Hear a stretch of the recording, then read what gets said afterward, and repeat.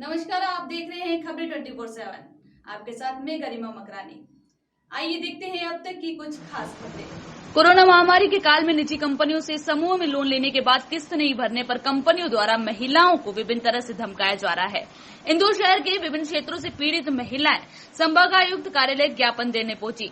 जी हां, मध्य प्रदेश के इंदौर शहर में एक तरफ तो कोरोना महामारी में लोग एक दूसरे की मदद करने में लगे थे और कोरोना काल के समय में विभिन्न तरह के इंस्टॉलमेंट नहीं भरने यानी कि संकट के समय कई कार्यों पर प्रशासन ने रोक लगा रखी थी, जिसके चलते शहर के निम्न वर्ग गरीब महिलाओं ने स्वयंसेवी संस्थाओं या प्राइवेट बैंकों से रोजगार के लिए ऋण लिया था। कोरोना संकट में उन्होंने किस्त नहीं भरी तो अब लॉकडाउन के समय कंपनियों के लोग महिलाओं को विभिन्न तरह से परेशान कर रहे हैं, उनका नाम ब्लैक लिस्ट में डालने की धमकी दे रहे हैं। वहीं बड़ी संख्या में पीड़ित महिलाएं मंगलवार को कांग्रेसी नेता जीतू दीवान के साथ संभागायुक्त कार्यालय पहुंची और उन्होंने कंपनियों के खिलाफ ज्ञापन दिया। जीतू भाई दीवान जी के साथ में हम महिला समूह का लोन चलता है हम लोगों का प्राइवेट बैंकों से।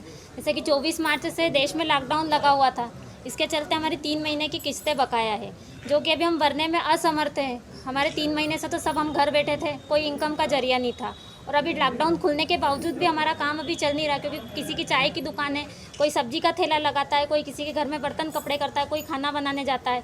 इनकम अभी किसी की चालू नहीं हुई, जिसके कारण हम अभी किस्त भर नहीं पा रहे हैं। तो ये जो प्राइवेट बैंक के कर्मचारी अधिकारी हैं, ये प्रतिदिन हमारे घर आते हैं और हमें किस्तों के लिए परेशान करते हैं। हम किस्त भरने में अभी असमर्थ हैं। कौन सी कंपनी है, जैसे नाम बता सकते हैं कुछ कंपनियों को? माइक्रो फाइनेंस कंपनियां हैं सर, अभी इंदौर में मतलब 10 से 15 कंपनियां हैं अलग अलग। जनलक्ष्मी, स्पंदना, BSS। कितनी किस्तें आती है इनकी करीब आपकी?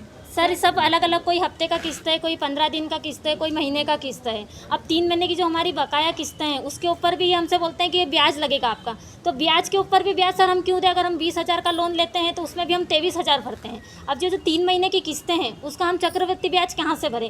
फिलहाल की कंडीशन में सर हमारे घर की आर्थिक स्थिति भी अच्छी नहीं, हम खाने पानी तक को परेशान हैं। तो क्या 3 महीने की किस्त इकट्ठी मांगी जा रही है आपसे या फिर नहीं? एक मांग रहे पर सर देने के लिए भी तो हो ना, अभी गुंजाइश ही नहीं है हम लोगों के पास देने की। अभी अगर हम एक किस्त देंगे तो दूसरी बैंक वाला बोलेगा कि हमें भी किस्त दो, कहाँ से दें हम? हमारी आर्थिक अब आप क्या करेंगे आगे? अभी तो हमारी स्थिति ये है सर कि अगर ये बैंक वालों को अभी कोई इनके खिलाफ कोई कठोर कार्रवाई अगर शासन नहीं करता है तो हम लोगों को आत्महत्या करने जैसा कदम उठाना पड़ेगा, क्योंकि हम मानसिक रूप से बहुत ज़्यादा परेशान हो चुके हैं। फोन भी लगाते हैं क्या आपको? फ़ोन भी लगाते हैं और बोलते हैं आपको ब्लैक लिस्ट में डाल देंगे, आपको आगे से लोन नहीं मिलेगा। सर मतलब किसी लेडीज़ का 10 साल से लोन चल रहा है। किस चीज़ के लिए लिया था ये? सर किसी ने सिलाई के लिए लिया है, किसी ने टिफिन सेंटर के लिए लिया है, किसी ने दुकान के लिए, मतलब अपना जो रोजमर्रा की जो भी मतलब काम धंधे हैं उसके लिए लोन लिया है। अनीता नवीन यादव। अधिकारियों ने प्राइवेट बैंक संचालकों पर और उनके कर्मचारी जो कि इन गरीब महिलाओं पे बकाया किस्त भरने के लिए दबाव डाल रहे हैं, दादागिरी कर रहे हैं और फ़ोन करके इन्हें मानसिक रूप से प्रताड़ित कर रहे हैं। ये महिलाएं सब निम्न वर्ग की हैं, ये रोज़ मजदूरी करके घरों में झाड़ू पोछा करके अपना जीवन यापन चलाती हैं। कोरोना के कारण पूरे देश में 25 मार्च से लॉकडाउन के कारण देश की अर्थव्यवस्था ठप है, हर व्यक्ति परेशान है। तो आप अंदाज़ा लगाइए ये गरीब महिलाएं 3 किस्त जो इनकी बकाया है वो कैसे भरेंगी। तो आज हम यहाँ पर 144 धारा के कारण सोशल डिस्टेंसिंग का पालन करते हुए कम संख्या में महिलाएं एकत्रित हुई है, नहीं तो पूरे शहर में आप अगर देखेंगे तो हज़ारों महिला इन प्राइवेट बैंक संचालकों के कर्मचारियों से और संचालकों की दादागिरी से परेशान। लेकिन लोग डरते हैं, खुल के नहीं आते हैं। ये महिलाएं खुल के इसलिए आई हैं कि इनने सोचा कि किसी को तो आगे आना पड़ेगा। तो ये हमारे साथ में आज यहाँ आई हैं ज्ञापन देने कि जिन संस्थाओं से इन्होंने लोन लिया है उन संस्थाओं के बैंक संचालकों को और उनके कर्मचारियों पर कठोर कार्रवाई की जाए। हमने आज यहाँ पर संभागायुक्त महोदय, धमकियाँ भी मिल रही है, इनको धमकियाँ भी मिल रही हैं, वो भी हम आपको देंगे।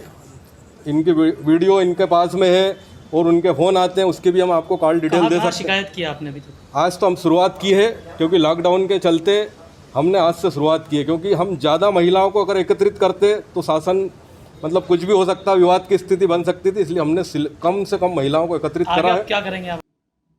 अभी के लिए इतना ही। लगातार खबरों के लिए बने रहिए खबरें 24/7 के साथ। नमस्कार।